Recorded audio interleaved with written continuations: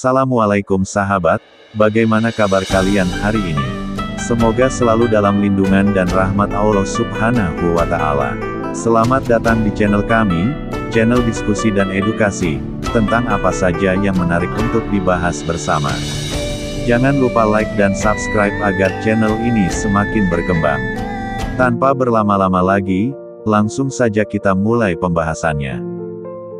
Semua akan tertiktok-tiktok pada waktunya. YouTube bisa apa? Ya, itulah yang akan kita bahas di video kali ini. TikTok atau juga dikenal sebagai Douyin adalah sebuah jaringan sosial dan platform video musik dari Tiongkok.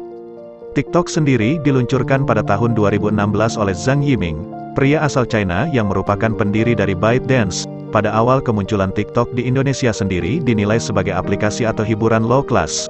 Alasannya karena pada awal kemunculannya, TikTok banyak digunakan atau dikreatori oleh wanita-wanita cantik yang mengumbar keseksian dan totalitas dalam hal sensualitas. Bahkan aplikasi TikTok sendiri termasuk salah satu aplikasi yang diblokir oleh Kemkominfo di tahun 2018.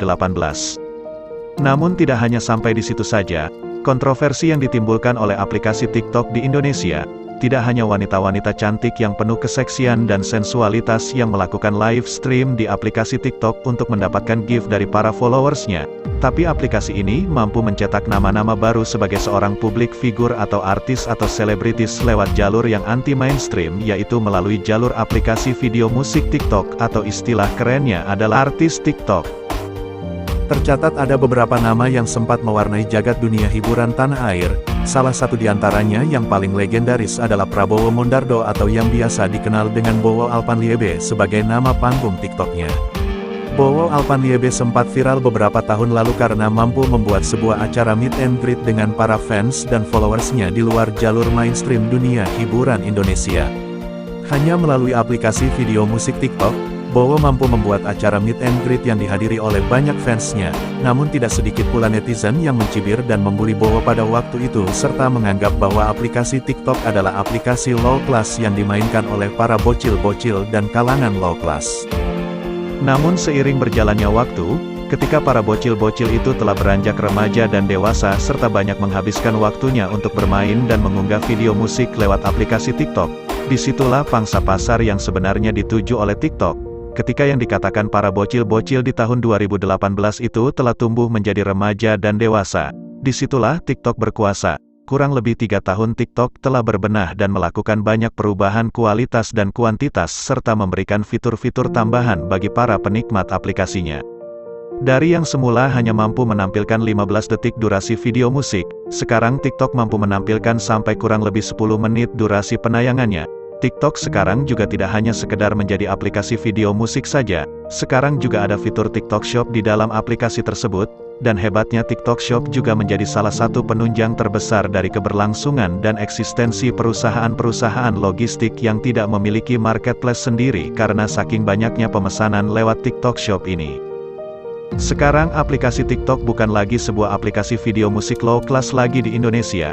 Tidak seperti awal-awal kemunculannya dulu yang banyak cibiran dan hujatan, kini semua telah tertiktok-tiktok. Anak-anak, remaja, dewasa, orang tua, karyawan biasa, selebritis, pejabat negara, instansi-instansi pemerintah, bahkan Kemkominfo pun telah tertiktok-tiktok semua. Lalu YouTube bisa apa? Fenomena dari aplikasi TikTok memang sangat luar biasa.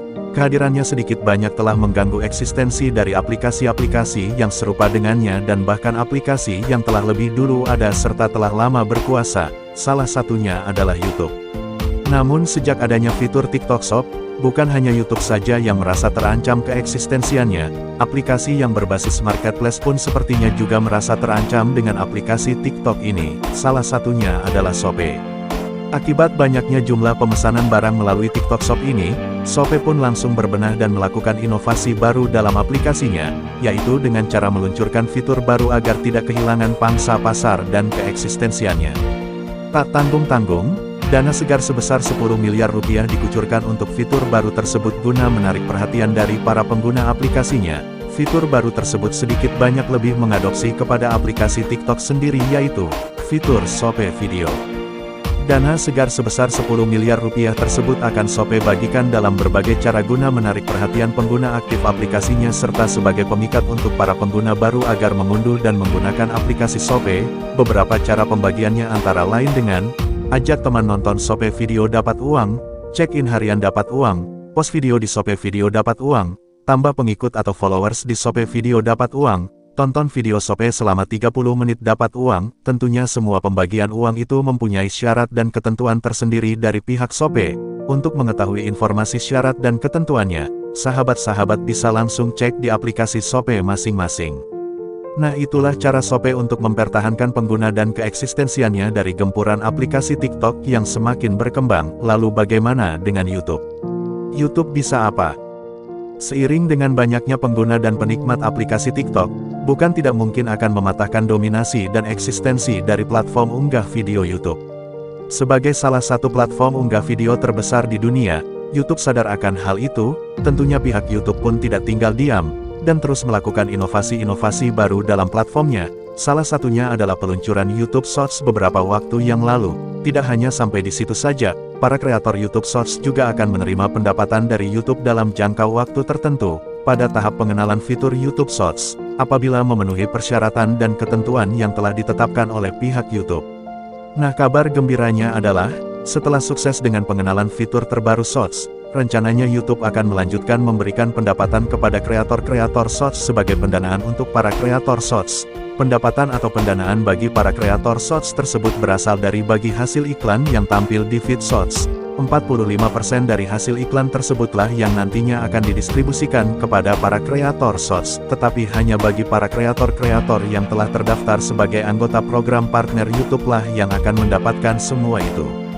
Tapi jangan berkecil hati dulu bagi para kreator yang belum terdaftar sebagai anggota program partner YouTube. Demi mempertahankan eksistensinya, serta melawan balik hegemoni dari aplikasi TikTok, rencananya YouTube juga akan menambah cara baru untuk bergabung menjadi anggota partner YouTube.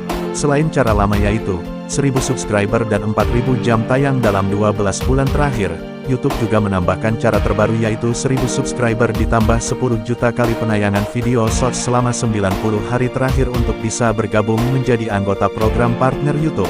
Bebas pilih, mana yang bisa Anda capai terlebih dahulu untuk mendaftar sebagai anggota program partner YouTube. Bagaimana menarik bukan?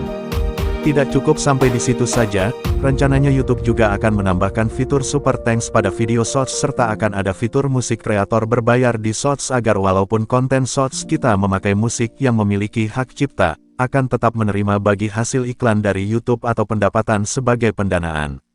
Atau juga bisa langsung berbagi hasil iklan dalam presentase tetap kepada artis atau pemilik hak cipta musik tersebut. Rencananya semua akan mulai efektif di tahun depan. Bahkan nantinya tidak menutup kemungkinan juga akan ada fitur marketplace YouTube Shop di aplikasi platform unggah video YouTube. Nah, sebagai penikmat dari ketiga aplikasi tersebut, tentunya kita bebas memilih salah satu dari ketiga aplikasi tersebut sesuai dengan selera dan kepuasan kita, atau bahkan menggunakan ketiganya untuk aktivitas sehari-hari. Demikianlah sedikit informasi yang dapat kami sampaikan, dan terima kasih atas kunjungan Anda di channel kami. Jangan lupa like dan subscribe channel kami agar semakin berkembang. Wassalamualaikum warahmatullahi wabarakatuh.